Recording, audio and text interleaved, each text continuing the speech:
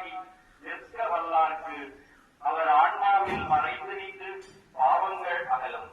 ஆணவம், கன்மம், மாயை எனும் மூன்று அருளை அடையலாமே.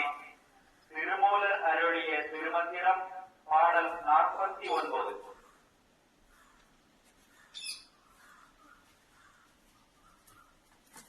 நம்மை ஆரோக்கியமாக வைத்திருக்க மிகவும் எளிய வழி பிறரது ஆரோக்கியத்தை கவனித்துக் கொள்வதே.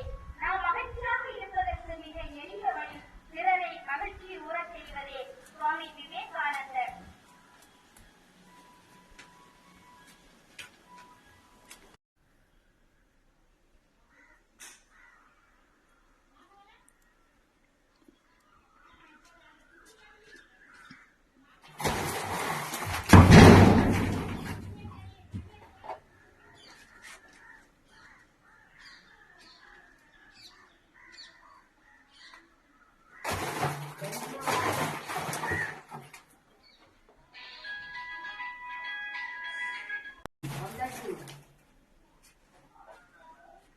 ஆமா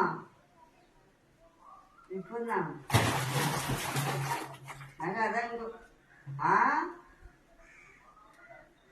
ஆமா